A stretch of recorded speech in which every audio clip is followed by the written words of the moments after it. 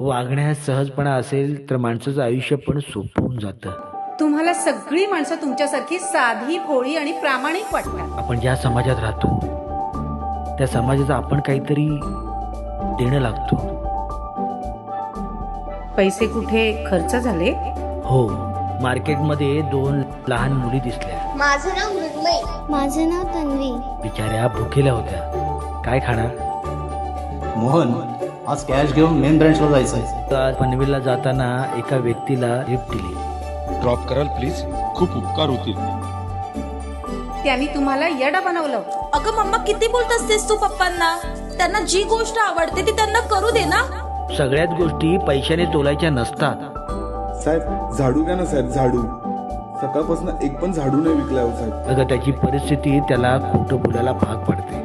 ओळख नसताना एकमेकांना मदत करणं हीच तर खरी माणुसकी आहे. हे असे विचार ना फक्त तुमच्यासारख्या असामान्य माणसाचेच असू शकतात.